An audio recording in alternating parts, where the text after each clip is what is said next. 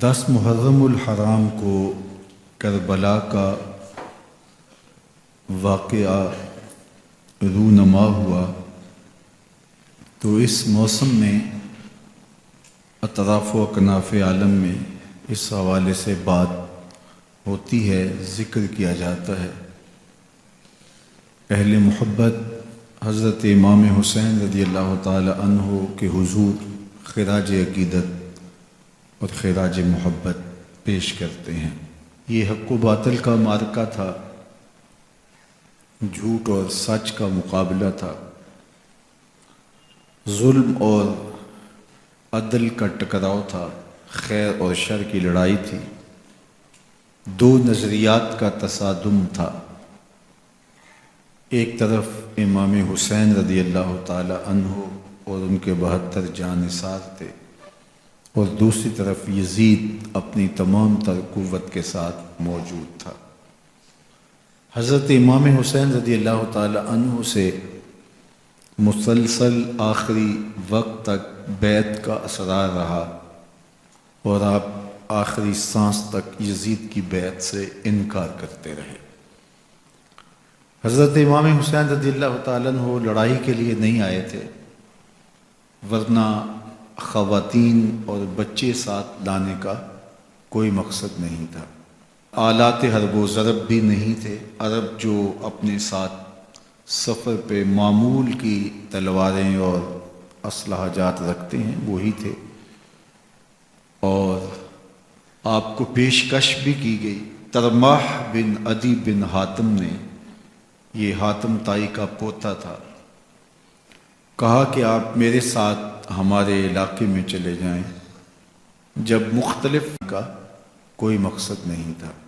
آلات حرب و ضرب بھی نہیں تھے۔ عرب جو اپنے ساتھ سفر پہ معمول کی تلواریں اور اسلحہ جات رکھتے ہیں وہی تھے، اور آپ کو پیشکش بھی کی گئی۔ ترماح بن عدی بن حاتم نے، یہ حاتم تائی کا پوتا تھا، کہا کہ آپ میرے ساتھ ہمارے علاقے میں چلے جائیں، جب مختلف بادشاہوں نے عرب پر قبضہ کیا تو ہمارے قبائلی علاقے اس وقت بھی ان سے محفوظ رہے۔ ہم آزاد قبائل ہیں۔ میں چند دنوں میں آپ کی پشت پر 30,000 کا لشکر کھڑا کر دوں گا جو جانثار ہوگا۔ لیکن حضرت امام حسین رضی اللہ تعالیٰ عنہ نے ترماح بن عدی کی اس پیشکش کو قبول نہیں کیا اور آگے بڑھے۔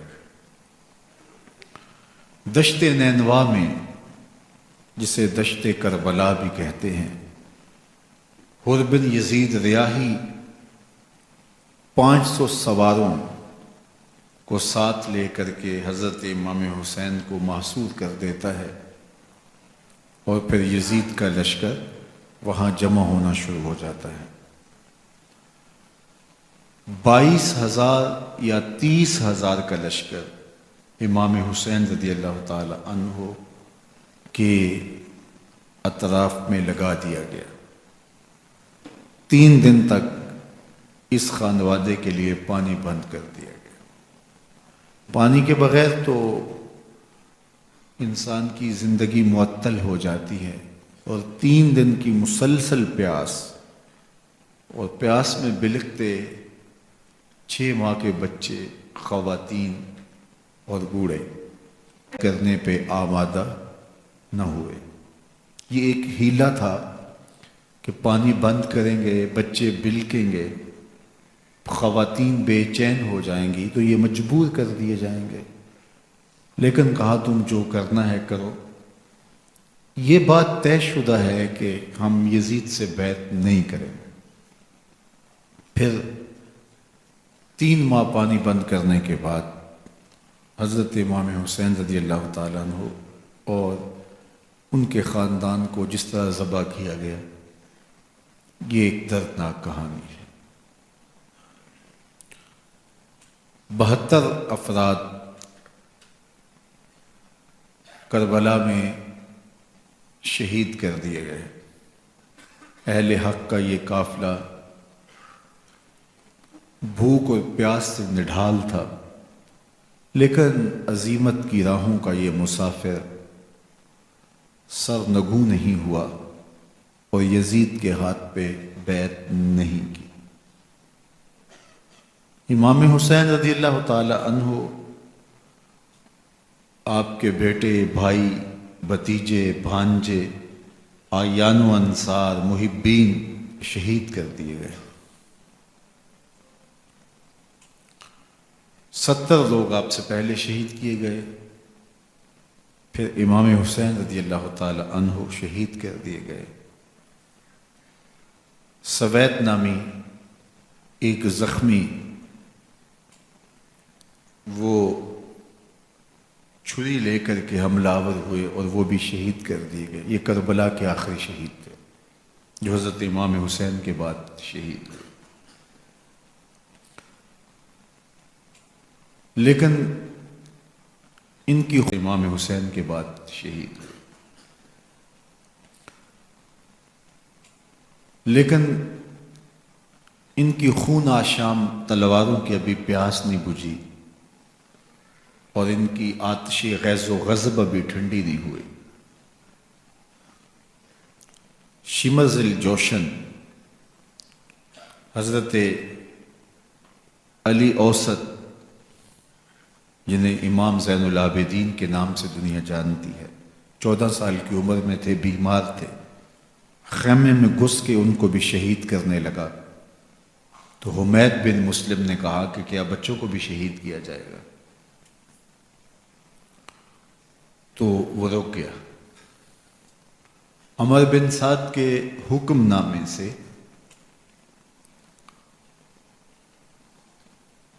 مقدس لاشوں پر گھوڑے دوڑائے گئے،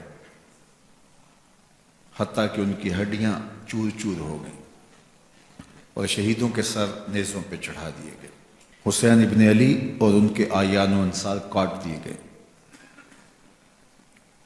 فتح کے نعرے بجے، جشن منائے گئے اور یہ قافلہ کربلا سے کوفے کی جانب روانہ ہوا۔ شہیدوں کے سر نیزوں پہ آگے آگے چل رہے ہیں اور اونٹوں کے اوپر حضور کی بیٹیاں، حضور کی شہزادیاں اور حضرت امام زین العابدین کو باندھا گیا ہے، اور یہ تقدس مآب قافلہ کوفے پہنچتا ہے۔ تھا کہ جیسے اس نے کوئی بہت بڑا کام کر لیا ہو۔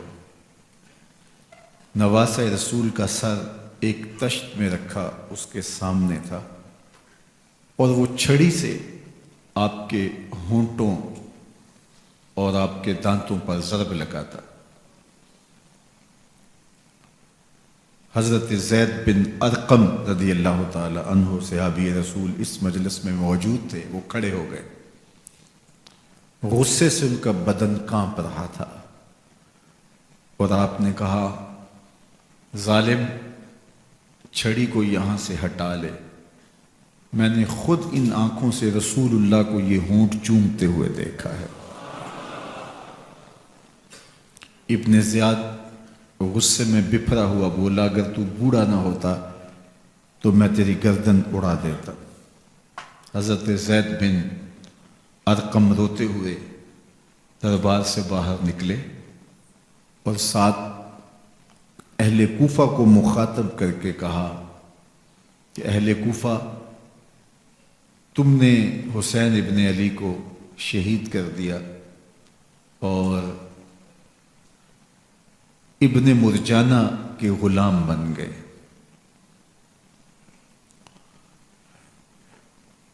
حضرت زینب سلام اللہ علیہا ایک کونے میں بیٹھی تھی، پرانے کپڑوں میں ملبوس۔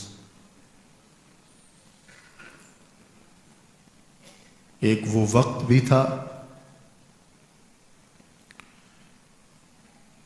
کہ سیدہ زینب سلام اللہ علیہا جب کوفے میں آئیں مرتضیٰ کے زمانے میں ان کے دور خلافت میں دارالخلافہ کوفہ متعین ہوا، تو یہ مدینے سے کوفے آئیں، تو اس وقت کوفے کی معزز خواتین نے ان کا استقبال کیا۔ خلیفۃ المسلمین کی شہزادی، رسول اللہ کی بیٹی سیدہ فاطمہ الزہرا کا عکس حضرت زینب سلام اللہ علیہا کوفے میں داخل ہوئیں، تکریم، عزت اور وقار کے ساتھ آپ کا استقبال کیا گیا، اور آپ خواتین کو درس قرآن دیتی، حضور کی شریعت سکھاتی، اور آج وہی کوفہ ہے، وہی دیوار و در ہے، اور وہی زینب ہے، اور آج زینب کے ساتھ حسین ابن علی کا کٹا ہوا سر ہے۔ پرانے کپڑوں میں ملبوس حضرت زینب سلام اللہ علیہ آج اسی کوفے میں داخل ہوئی ہیں۔ دارالامارت کے ایک کونے میں تشریف فرما ہے کہ ابن زیاد پوچھتا ہے یہ خاتون کون ہے؟ حضرت زینب خاموش رہی، اس نے دوسری مرتبہ پوچھا، آپ پھر خاموش رہی، تیسری مرتبہ پوچھا، آپ پھر خاموش رہی، پھر ایک لونڈی نے بتایا یہ زینب بنت علی ہے۔ تو اس کے سامنے حضرت امام حسین کا کٹا ہوا سر پڑا تھا، اور وہ حضرت زینب سے مخاطب ہو کے کہنے لگا کہ اللہ نے تمہیں شکست دی اور یزید بن معاویہ کو فتح عطا کی۔ تو حضرت زینب سلام اللہ علیہا پھر دربار ابن زیاد میں ایک خوبصورت خطبہ عطا کیا۔ زینب بول رہی تھی، لگ رہا تھا مولا کائنات بول رہے ہیں۔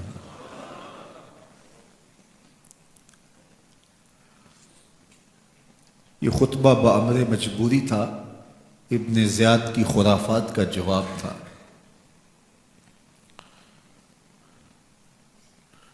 تو ابن زیاد سے اس کا جواب تو نہ بن پڑا، لیکن کہنے لگا کہ بڑی مکفّہ اور مسجع گفتگو کی، تمہارا باپ علی بھی بہت اچھا شاعر تھا۔ تو سیدہ زینب سلام اللہ علیہا نے فرمایا ہمیں مکفّہ گفتگو سے کیا غرض، یہ تو ایک حقیقت ہے جو ہم نے بیان کی۔ تو حضرت علی اوسط امام زین العابدین بھی پاس تھے، تو دیکھ کر کے کہنے لگا کہ یہ لڑکا کون ہے؟ تو فرمایا میں علی بن حسین ہوں۔ تو کہا کہ انہیں تو قتل کر دیا گیا۔ کہا وہ میرے بھائی تھے اور ان کا نام بھی علی تھا، میرا نام بھی علی ہے۔ تو اس نے کہا کہ اس لڑکے کو لے جاؤ اور قتل کر دو۔ حضرت زینب علی اوسط امام زین العابدین کے ساتھ چمٹ گئی اور کہا کہ اگر تم اسے قتل کرو گے تو اس کے ساتھ مجھے بھی قتل کرنا ہوگا۔ تو ابن زیاد کہنے لگا کہ یہ عورت سچ کہتی ہے، واقعی اس کے جامعہ کی پکار کے ساتھ مسجد کوفہ میں آ گیا۔ کوفے کے لوگ سارے ابن زیاد کے سامنے تھے، امام حسین کا کٹا ہوا سر ابن زیاد کے سامنے تھا، اور اس نے کہا کہ اللہ نے یزید بن معاویہ کو فتح دی اور کذاب ابن کذاب معاذ اللہ حسین ابن علی کو شکست دی۔ جب اس نے یہ بات کہی تو عبداللہ بن عفیف الازدی رضی اللہ تعالی عنہ موجود تھے، وہ کھڑے ہو گئے، وہ غصے سے ان کا بدن کانپ رہا تھا، اور آپ نے پوری ہمت کے ساتھ ابن زیاد کو جواب دیتے ہوئے کہا، ظالم، حسین سچا، حسین کا باپ بھی سچا۔ تو جھوٹا، تیرا باپ بھی جھوٹا، جس نے تجھے امیر بنایا وہ بھی جھوٹا۔ تو ابن زیاد نے جب اپنے بارے عبداللہ بن عفیف سے یہ بات سنی تو اس نے حکم دیا کہ ان کا سر کاٹ دیا جائے، اور پھر حضرت عبداللہ ابن عفیف رضی اللہ تعالی عنہ کو شہید کیا گیا اور ان کی لاش کو سولی چڑھا دیا گیا۔ حق کی راہ کے یہ مسافر اپنی جان کس طرح راہ خدا میں سپرد کر رہے تھے۔ اہل کوفہ سہمے ہوئے، ڈرے ہوئے ابن زیاد کے دربار میں بیٹھے تھے، اور امام حسین رضی اللہ تعالی عنہ کے قتل کا، ان کی شہادت کا انہیں دکھ تو تھا، لیکن ان کے اندر ہمت، طاقت اور توانائی نہیں تھی۔ ان کی تلواریں یزید کے ساتھ رہیں اور دل امام حسین رکھنے کی بات کرتے تھے۔ پھر یہ قافلہ کوفہ سے چلتے چلتے دمشق کی جانب عازم سفر ہوا۔ ایک اونٹ پہ تین لوگوں کو سوار کیا گیا تھا۔ امام زین العابدین کو سوار بھی کیا گیا اور بدن پر زنجیریں بھی باندھی گئی، جکڑ کر کے سواری پہ بٹھایا گیا۔ اللہ اکبر! جہاں جہاں سے یہ لوگ گزرتے، لوگوں کو ان کی حالت پہ رحم آتا۔ بہت سارے لوگ نہیں جانتے تھے یہ کون ہے۔ عمومی طور پہ راستوں میں یہی بتایا گیا کہ کچھ باغی لوگ ہیں جنہوں نے حکومت سے بغاوت کی، تو ان کے کیفر کردار تک پہنچا دیا گیا۔ راستے میں ایک گرجا گھر آیا اور وہاں یہ لوگ رات رکتے ہیں۔ گرجا گھر کی دیوار پہ لکھا ہوا تھا: اترجو امت قتلت حسینا شفاعت جدہ یوم الحساب۔ کیا وہ امت جنہوں نے حسین ابن علی کو شہید کیا، قیامت کے دن انہی کے نانے سے شفاعت مانگیں گے؟ کس منہ سے شفاعت طلب کریں گے؟ اسی حسین ابن علی کے نانا سے، جن کے بیٹے کو، جن کے شہزادے کو، نواسے کو ان لوگوں نے شہید کیا۔ جب یہ تقدس مآب قافلہ دمشق پہنچا تو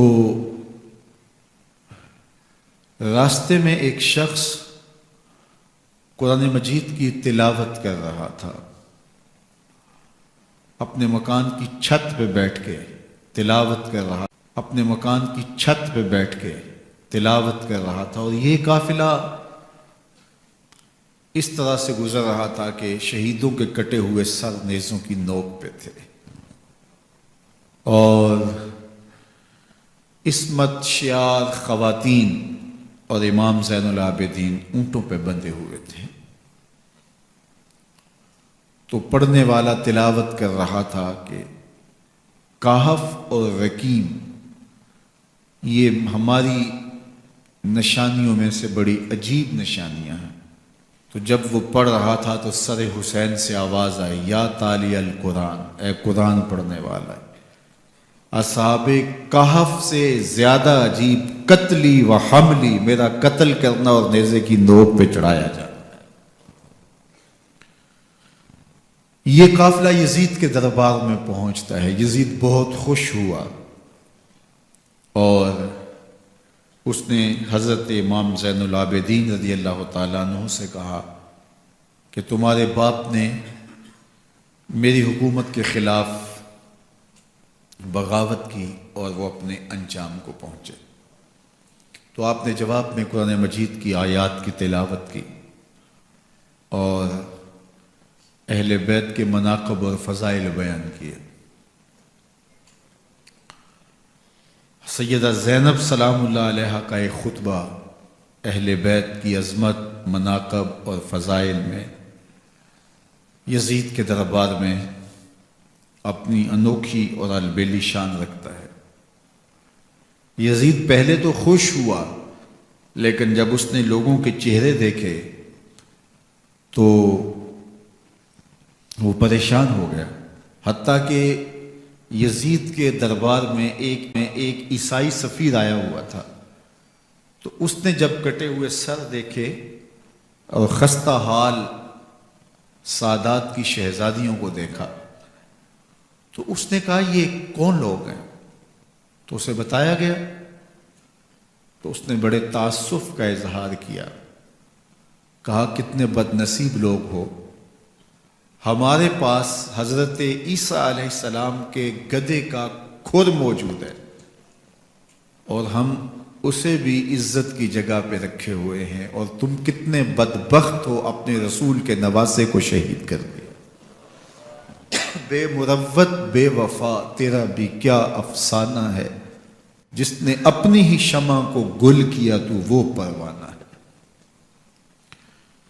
تو یزید نے جب لوگوں کے تیور دیکھے اور بدلتے ہوئے حالات دیکھے تو اس نے تعصف کا اظہار کیا اور کہا اللہ برا کرے ابن زیاد کا، وہ امام حسین کو میرے تک پہنچنے دیتا تو میں ان سے اچھا معاملہ کر لیتا۔ کچھ لوگ اس سے یزید کو بری الذمہ قرار دینے کی کوشش کرتے ہیں، لیکن یزید کے اپنے حکم سے سب کچھ ہوا۔ ابن اسیر نے لکھا ہے کہ جب یزید مرا تو ابن زیاد دمشق آ رہا تھا، اس کے ساتھ مسافر بن شریح بھی تھا، تو اچانک وہ کچھ سوچنے لگا، تو مسافر بن شریح نے کہا کہ ابن زیاد میں تمہیں بتاؤں تم کیا سوچ رہے ہو؟ کہا بتاؤ۔ کہا تم یہ سوچ رہے ہو کہ میں نے نواسۂ رسول کو شہید کیوں کیا؟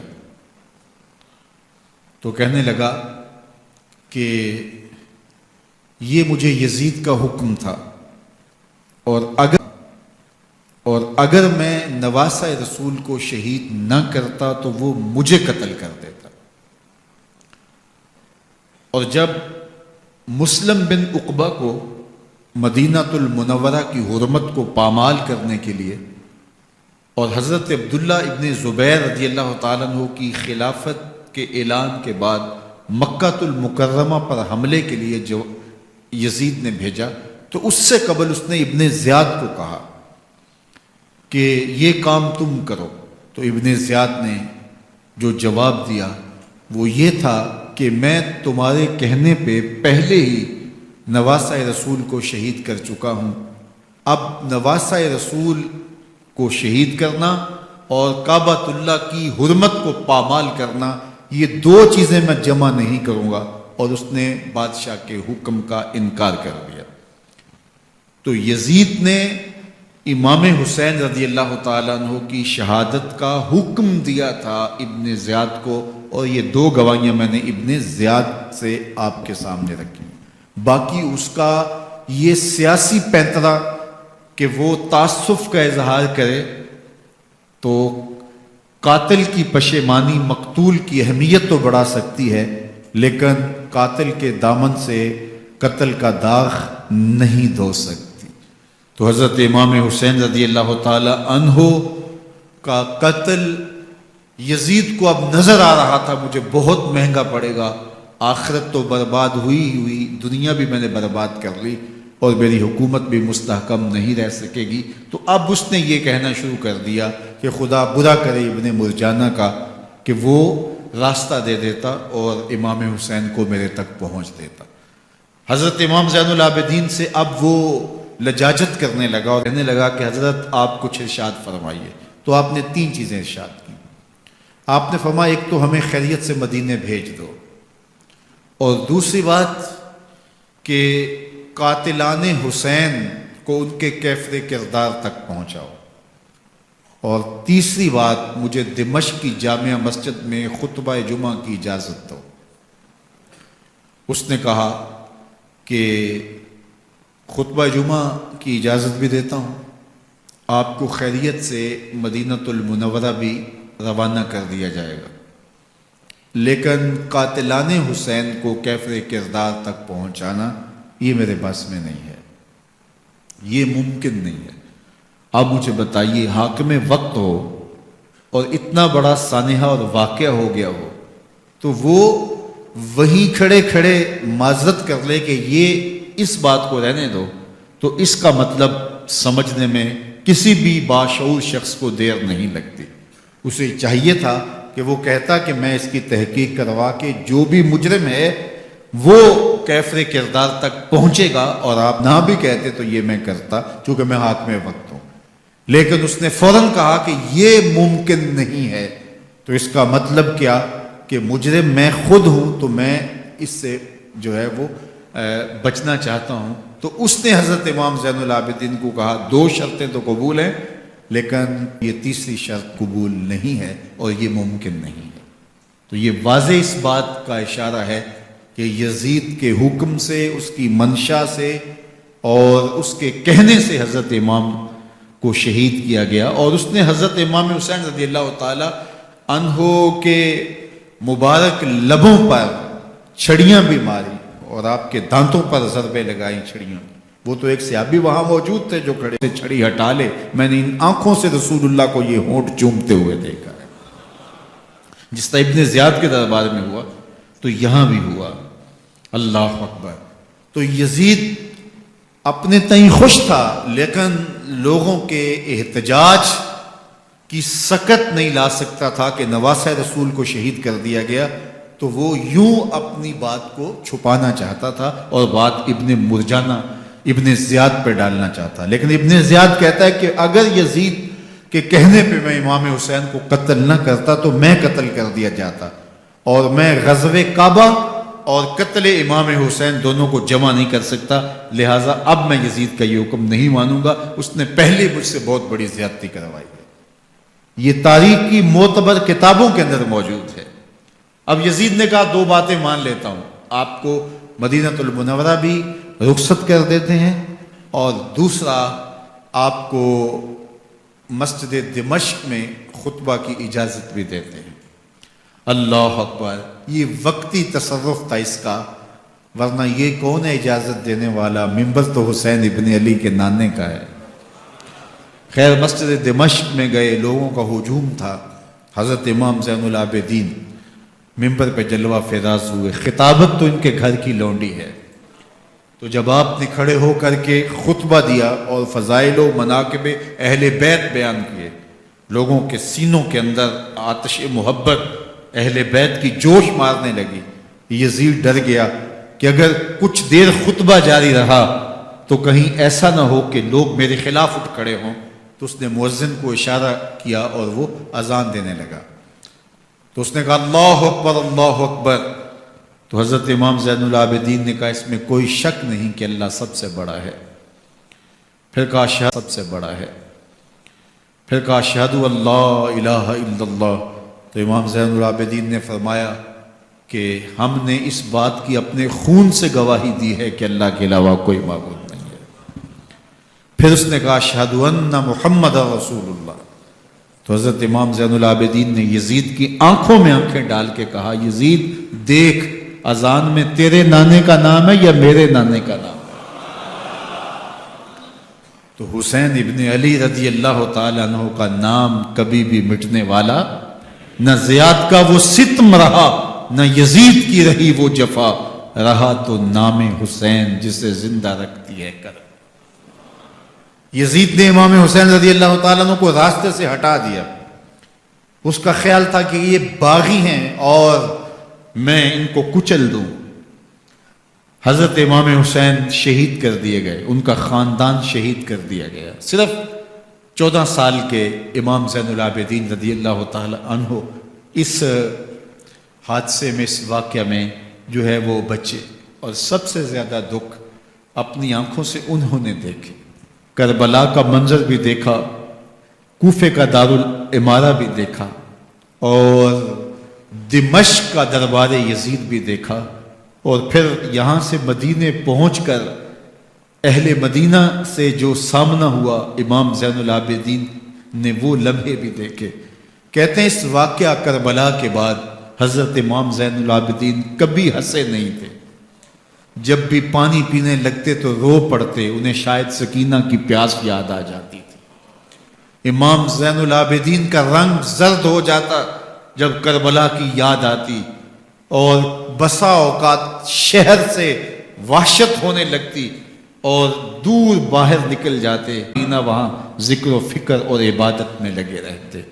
امام زین العابدین کے ہاتھوں میں ہتھ کڑیاں، پاؤں میں زنجیریں، اور اونٹ پہ باندھ کر کے جب حضرت امام زین العابدین کو شہیدوں کی لاشوں کے قریب سے گزارا گیا تو غشی پہ غشی طاری ہو رہی تھی امام زین العابدین پہ، اور وہ گھڑیاں بھی امام زین العابدین پر کتنی دردناک تھیں کہ جب شہزادیاں اونٹوں کے ساتھ باندھی گئی تھی اور امام زین العابدین اپنے بابا کا سر اپنے سامنے چلتا ہوا دیکھتے تھے، اور یہ دردناک لمحے کہ جب رات کی گھڑی آئی تو زینب سلام اللہ علیہ نے دیکھا کہ زین العابدین کے آنسو نہیں تھمتے اور ان کو غشی پہ غشی آتی ہے، تو وہ آگے بڑھ کے ان کو اپنی آغوش میں سمیٹتی ہیں اور کہا زین العابدین کیا ہوا؟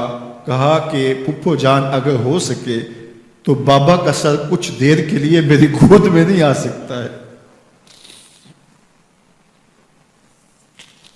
وہ وقت بھی امام زین العابدین پہ آتا ہے جب زخم اور درد اور دکھ حد سے تجاوز کرتے ہیں تو زین العابدین مدینہ کی طرف منہ کر لیتے ہیں اور حضور کی بارگاہ میں ہوا کے ہاتھوں پیغام بھیجتے ہیں، ان نلتا یا ریح الصبا یومن الی ارض الحرمی بلغ سلامی روزتن فیہا النبی المحترمی یا رحمتا للعالمی ادرک لزین العابدی محبوس عید الظالمی فی الموکب والمزدحمی۔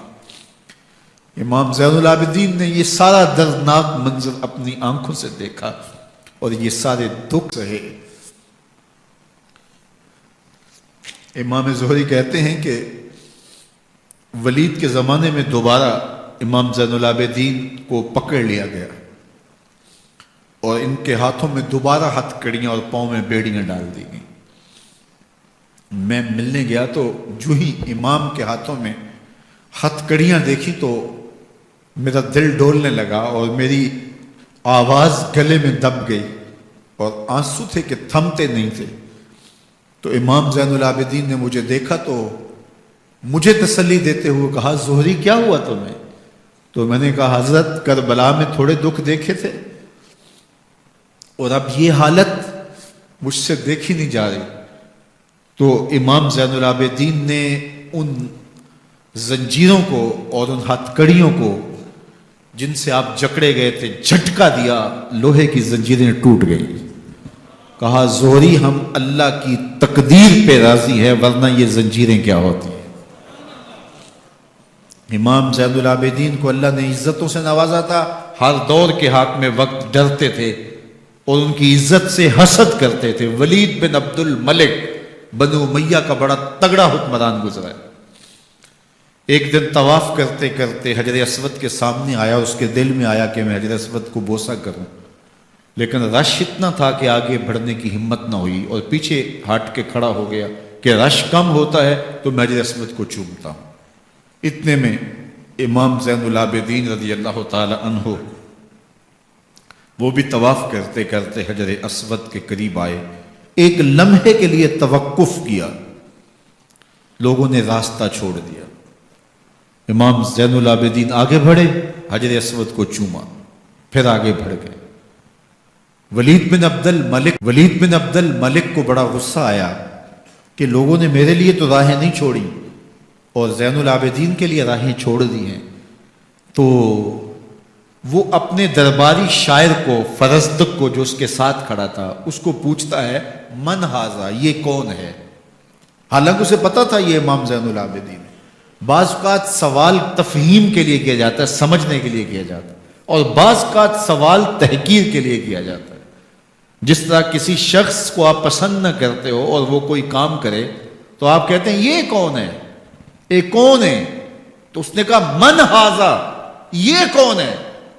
اب فرزدق شاعر تھا اور درباری شاعر تھا، اسے اچھی طرح پتا تھا کہ من ھذا سے بادشاہ کیا سننا چاہتا ہے، لیکن آج اس کی غیرت ایمانی جاگ گئی۔ بادشاہ نے کہا من ھذا، یہ کون ہے؟ تو فرزدق نے بادشاہ کی آنکھوں میں آنکھیں ڈال کے کہا بادشاہ تو نہیں جانتا یہ کون ہے؟ اس کو تو بطحا کے سنگ ریزے بھی جانتے ہیں، اس کو تو زمین والے بھی جانتے ہیں، آسمان کے فرشتے بھی جانتے ہیں، یہ فاطمہ کا بیٹا ہے، یہ علی کا شہزادہ ہے، یہ رسول اللہ کا نواسہ ہے۔ تیرا من ہاذا کہنا اس معرفہ کو نکرا نہیں کرے گا، یہ کل بھی معرفہ تھا، یہ آج بھی معرفہ ہے۔ کھڑے کھڑے امام زین العابدین کی شان میں ایک طویل قصیدہ لکھ دیا۔ بادشاہ تو اس سے کچھ اور سوچ رہا تھا، الٹ ہو گیا، اس نے ایک فرزدق کو جیل میں ڈال دیا۔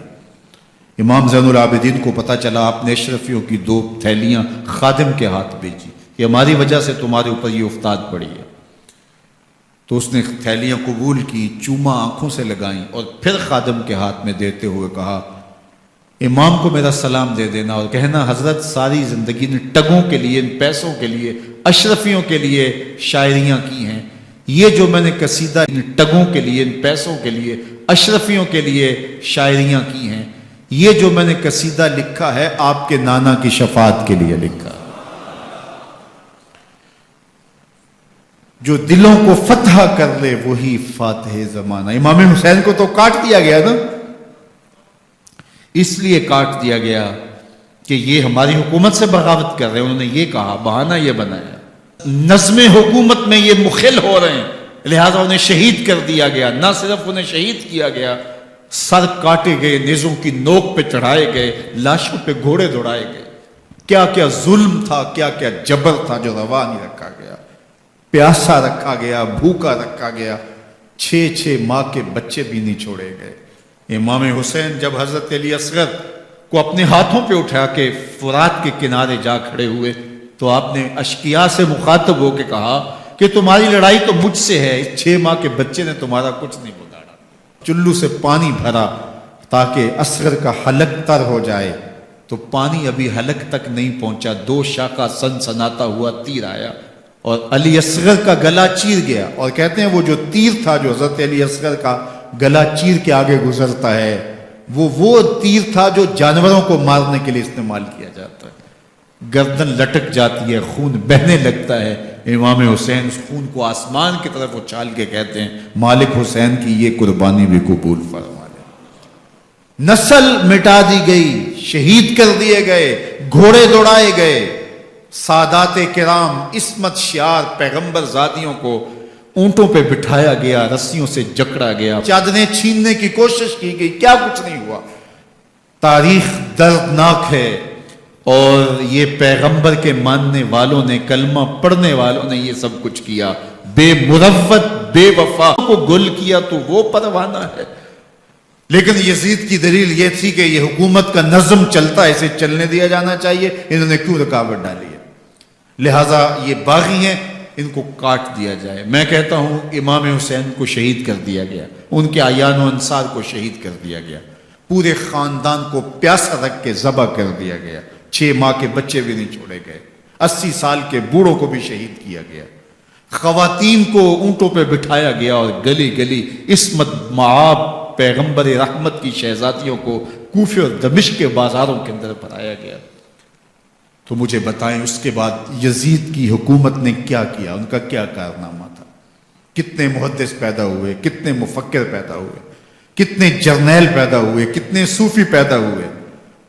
کون تھا جو ان کے تخت و تاج اور ان کی حکومت جس کو بچانے کے لیے اتنا بڑا حادثہ کر دیا اور پیغمبر کے بیٹوں کو شہید کر دیا؟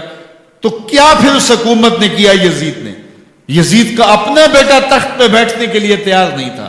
6 ماہ کے بعد اس کی لاش گھر سے نکلی، اس نے کہا کہ یہ تخت جو ہے وہ آل رسول کے خون پہ بنا ہے، میں اس پہ نہیں بیٹھوں گا، اور رسوا ہو گئے۔